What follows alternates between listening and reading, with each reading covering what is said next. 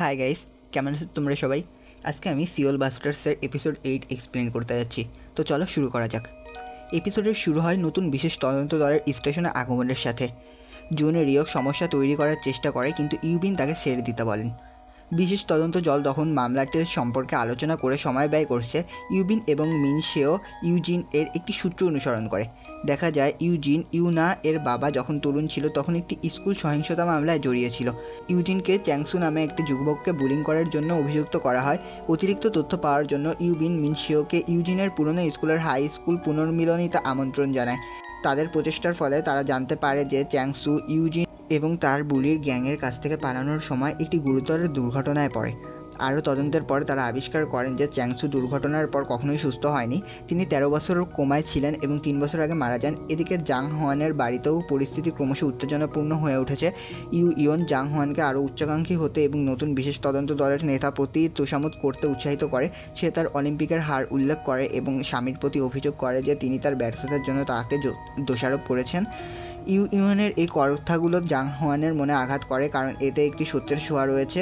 পরের দিন জুন রিওক জাং হোয়ানের অন্য দলের সদস্যদের সঙ্গে সম্ভার তৈরির চেষ্টা করতে দেখে এবং তাকে সতর্ক করে যে তাদের প্রতি তোষামোদ করা যাবে না।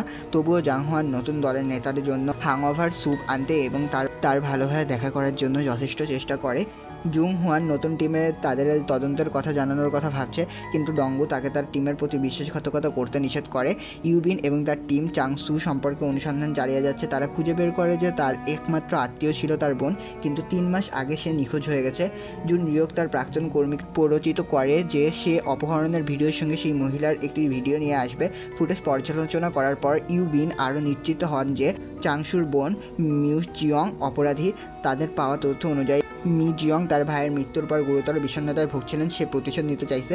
এদিকে ইউবিন সোশ্যাল টিমের নেতার কাছ থেকে একটি ফোন পায়। সে তার টিমের সমর্থন চাচ্ছে। স্পেশাল ইনভেস্টিগেশন টিম তাদের সন্দেহভাজন সিউহুনের উপর নজর রেখেছেন এবং তাকে গ্রেফতার করতে গেলে সহায়তা প্রয়োজন। ইউবিন আনন্দের সঙ্গে সাহায্য করতে রাজি হয় এবং তার টিমের 2 জন সদস্যকে নিয়ে চলে যায়। অন্যদিকে সে জুং হোয়ান এবং জুন রিওকের মিন জিয়ংয়ের শেষ পরিচিত ঠিকানা অনুসরণ করতে পাঠায়। জুং হোয়ান একটি সরকারি কর্মচারী হিসেবে ভবনের বাধ্যতামূলক পরিদর্শন করতে এসেছেন, এমন ভান করে যে মি জিয়ংয়ের বাড়িতে প্রবেশ করে। তিনি তার টেবিলে ইউনার ছবি দেখতে পান, তবে মি জিয়ং আগে তার হ্যান্ডকাফ দেখে এবং তাকে আক্রমণ করে।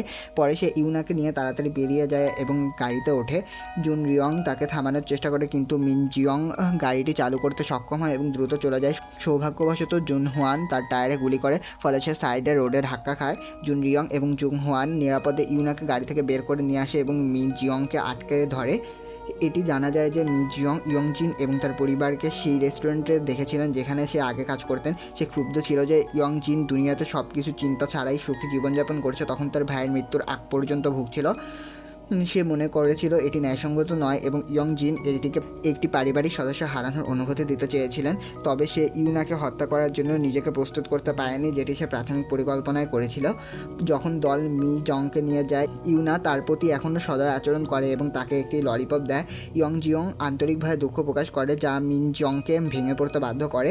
পর্বটি শেষ হয় বিশেষ তদন্ত দলের চলে যাওয়ার দৃশ্যে এবং জুং হোয়ান এখনও নেতার মন জয় করার চেষ্টা করে, তাকে চুলের বৃদ্ধির জন্য স্বাস্থ্যকর পানীয় উপহার দিয়ে।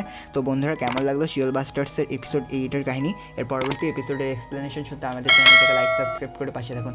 ধন্যবাদ সবাইকে।